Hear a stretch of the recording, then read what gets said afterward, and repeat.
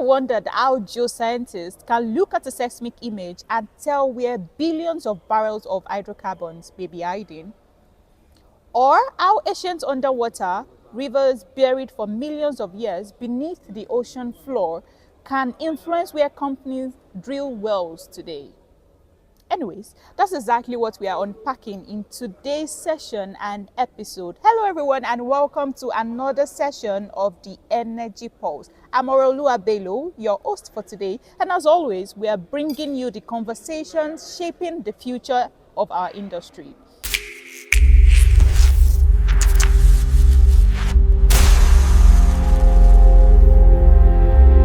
Now, before we dive in, if you've missed our previous technical and business meetings, do not worry. The full sessions are available on the Nape YP YouTube channel. Just search for Nape YP on YouTube. So whether you're a student, young professional, or experienced industry professional looking to stay technically sharp, make sure you catch up after this episode. Trust me, you'll thank yourself. So, moving on to the spotlight edition of the sponsor. Every great conversation needs energy, and today's conversation is powered by a company helping shape the future of energy both in Nigeria and across the world. Let's talk about Total Energies. I'm bringing you three facts that you may, or I guarantee that you wouldn't know about Total Energies. Fact one: did you know that Total Energies operate in over 100 countries worldwide? So just imagine that global presence translated into global impact. Fact two: Total Energies is one of the pioneers of deepwater exploration in Nigeria. So it means that many of the offshore developments that transforms Nigeria's petroleum industry carry their fingerprints. Fact three: here is my favorite one. Despite the name many people associate with oil and gas, Total Energies is investing heavily in solar panel or solar power, wind energy, battery storage, and low carbon technologies. In other words, they are not just producing energy, they are helping redefine it. So, let's get to the main event. Today's topic takes us thousands of meters beneath the ocean surface and millions of years into the geological past. Yet, the lessons from that ancient world are helping companies make decisions worth billions of dollars today. Hello, everyone. Today's speaker studies something most people will never see, but every deepwater geoscientist must understand: submarine channels. Think of them as ancient underwater highways that transported vast amounts of sediment across ocean floor. Shaping reservoirs, they now host significant hydrocarbon accumulations. So, leading us through this fascinating journey is an accomplished earth scientist whose work continues to advance our understanding of deepwater system. Please join me in welcoming Dr. Busari Mumin Olariwaju. And the second one: every meaningful conversation deserves a skilled guide. So today's discussion is chaired by a distinguished industry leader whose contributions to professional trainings and talent development continues to impact countless geoscientists and engineers across Nigeria. Please let's welcome our chairman, Dr. Wilson Edet Osong F. Nape. Good afternoon, sirs. Thank you for coming on board. Thank you, sir. So, for the very first question, sir, instead of generic questions, we would like to make them thought provoking. And my first question will be directed to you, Dr. Osung, sir. So, if a young geoscientist walked up to you today and asked, why should I care about submarine channels when AI, machine learning, and digitalization seem to dominate industry conversations? What would your answer be? Okay, thank you very much, moderator. I know in geosciences, you look for the best location where you get your reservoir. And naturally, reservoirs are seen where you have marine environments, where general deposition taking place. And that environment is where we are looking at as your Grand Canyon, right? Yes. And that's where you should be looking at. Now, the AI is a tool that is used to enhance learning and to also enhance our search for hydrocarbon or any natural resources. But it must be backed with the knowledge and understanding of the person, because these tools cannot work on their own, but it's been backed by knowledge. So Sure. I think for a young geoscientist, should be looking at understanding the dynamics of this environment before you can venture. Okay, you want to use AI. AI can actually give you wrong interpretation, Yes. and can misguide you. But if you understand the rudiments, if you understand the basics, you would like, say, okay, no, this is actually giving you a wrong, interpretation, which you are seeing this, which should not be this, and you can actually infer because of your grounded knowledge. Yes, thank you Thank you. very much, sir. So this just explains that AI cannot take up our jobs. So if you're a professional, AI is meant to just implement and just to aid your work as a professional, not to overwrite whatever you are doing in the industry. Thank you, sir. So over to you, Dr. Busari. Let's start with imagination. If you had just 1 minute to explain a submarine channel levee complex to someone outside this industry, how would you explain it, sir? Yeah, thank you for the question. I would describe a submarine channel complex as a container that was created on the floor of sea millions of years ago, and that was filled with all sorts of sediment, some of them with pores within them that can hold and transmit fluid, some of them without pore that cannot hold or transmit fluid. And it is a container that holds most of the hydrocarbon, oil and gas pool that we are searching for, which is the mainstay that provide energy for us all over the world today. So the channel complex is the container where the oil and gas that we are looking for is residing. Thank you, sir. So essentially, we are looking at this container as something like an ancient underwater landscape that still influences today's drilling activities and decision. Correct. Oh, thank you so much, sir. So over to you, Dr. Osum. We mentioned evolution, or let's say the study focuses on the evolution of these systems. So why is understanding how a channel changes through time just as important as understanding where it is located? Okay, thank you very much. The issue about of evolution of a particular channel, or anything generally, if you look at your television set, right, and if you open it up, you see how those different cells were actually put into place, and how eventually now have that illumination that you can see. So these channels, understanding how they were formed, the movement of the debris from one point to the other through a particular pathway, and eventually the architecture, the internal configuration Yeah. will also help you to understand what that particular channel is all about. So evolution, like it was said, is in five stages. Yes. Each of them have peculiar features that are being left behind, and all these features, contribute as an aggregate, to ensure that we have the channel that we are seeing today. And don't forget, the channel that you are seeing on the surface today can as well find its way to the underneath the earth because of continuous deposition over time. Yes, that is very, very profound, sir. So in geology, it just means that the story matters just as much as the destination of where this is going to. So let's talk reservoirs, sir. When you examine a channel levee system, what are the key indicators that immediately makes you think this could be an excellent reservoir? Any- Okay. And naturally, you look at the pore spaces, right? Yeah. Porosity. Yes. Are they effective? Are they interconnected? Looking at the permeability. Okay, because these are the two things, the two features, that actually makes a good reservoir. And if you look at this cementing factor is also another thing, right? Looking at around the environment, the cementing factor is also there. So with all these things, and that's why you have different types of porosity. We have the primary and the secondary. Yeah. So they say, okay, over time, what has happened to the initial porosity in place, right? And has there been an enhanced porosity over time by virtue of the activities happening within that particular environment? So in reservoir, porosity permeability is key. It's Yes. important that you know how those things work. Yes, that is very interesting because many people only think that reservoirs are simply, when you say reservoir, it just means that they are present or absent. But you've mentioned that the quality of the reservoir is the actual differentiator of this. And thank you very much, sir. So over to you, sir.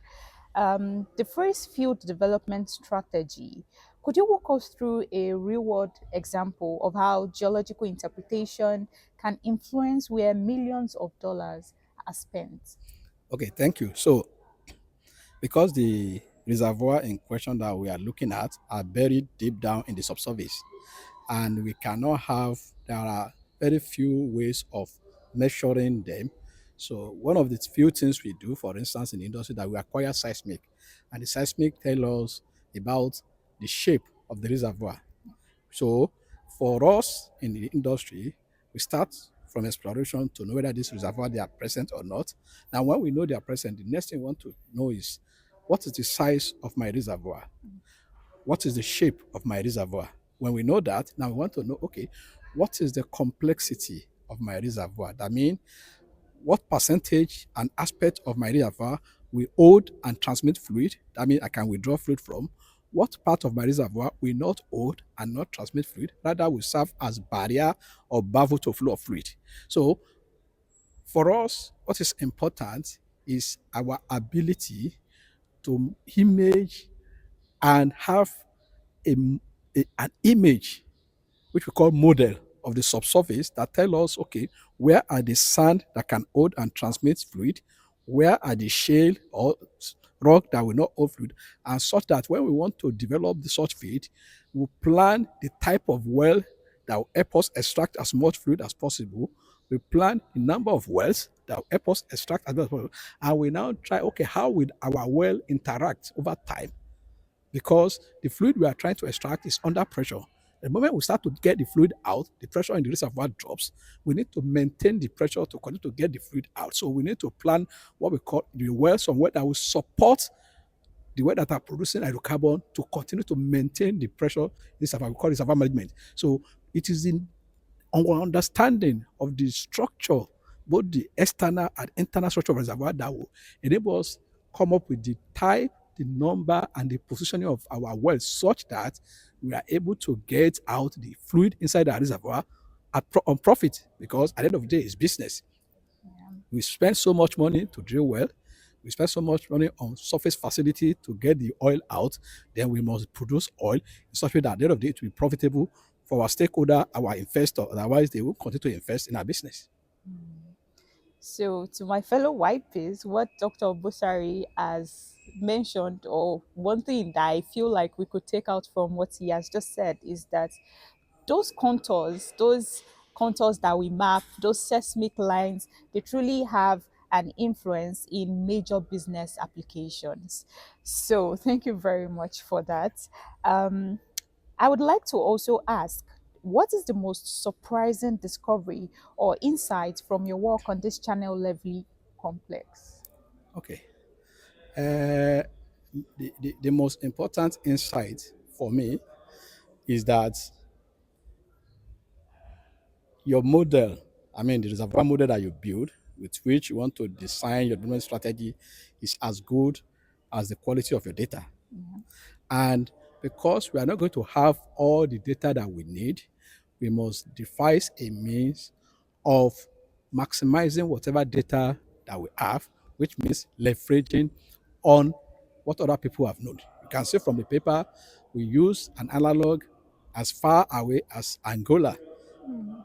to calibrate what we are seeing in Deepwater Nigeria data. Yeah. So what is important is you maximize whatever information you have to get a reasonable model with which you can develop your reservoir. And as you continue to produce your reservoir, you continue to upgrade your understanding of the reservoir for the benefit of getting as much of the hydrocarbon out and make the project profitable. Mm. Thank you so much for that. Over to Dr. Osung. If we could fast forward 20 years into the future, what technologies do you think will transform how we study and model deep water reservoirs? Technology. Technology advances. Yes. And if you cast your mind 20 years back, the technology that was available in the operations within the industry. It's not what we're having today. Yes, most definitely. You know, before now, if you look at for the in carrying out your drilling, you have your Kelly, but now Kelly has faded away. We have top drive now, right? And all other operations too. And so 20 years from now, this Internet of Things, Yeah, IoT. IoT, machine learning, AI, these are the things that will actually drive the industry. But like I always say, the understanding, the rudimentary understanding of what you want to do, how you want to go about it is very, very important. Because if you don't know the rudimentary, obviously your tool can actually mislead you. And at the end of the day, you get a model that can only be fit for your laptop or for your system.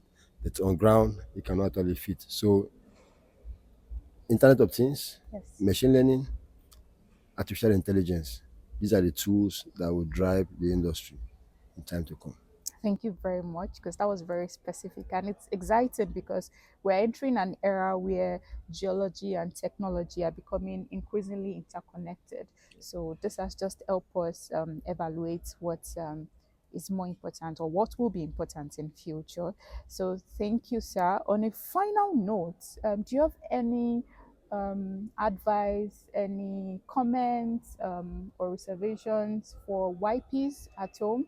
Industry leaders to operators, something you'd like them to know, something you would want them to take away from this session and probably hold it in their left hands, or just something for people at home to um, work with.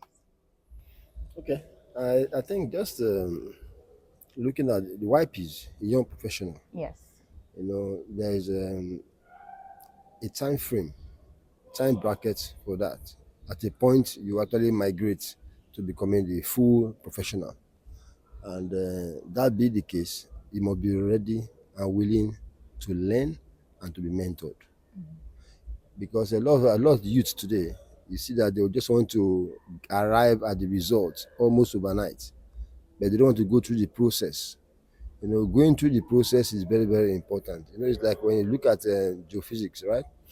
You have shot your seismic, you have to go through the processing and everything before you now see what you are seeing, either 2D or 3D, as the case may be. So you must go through that process and ensure that you are well tutored, or well mentored. And there are people that are willing, to pick up mentorship, to pick up mentees rather, and NAPE is a veritable, vehicle that can actually drive that. We have a mentorship circle, and people just want to be given handout. They don't want just to go through the process to ensure that they understand what it means, so that tomorrow we are fading away from the industry. So for us to have younger ones to come and take over the industry, we need to look at people that are actually working in that direction. We heard what the NAPE president said about today, the NAPE training school, right? Yes. That's a noble idea. That means that I want to select some few eggheads, rather, or people that are willing, right, to come together, train them, expose them, bring industry professionals, bring those from the university. They do all those training.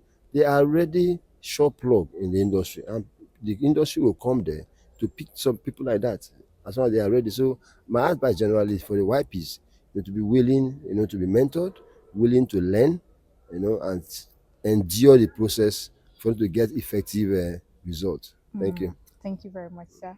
Over to Dr. Busari.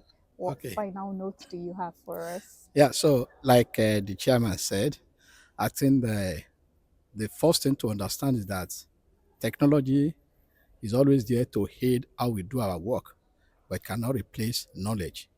So you have to start by having good understanding of the subject matter. Seismic is a tool. Yeah. We started with seismic. All we are using seismic to do was to define structure. Today, we use seismic to know whether there is fluid in it. We use seismic to determine even the rock, the rock property, rock physics. So there will always be increase in what technology can do for us with AI today.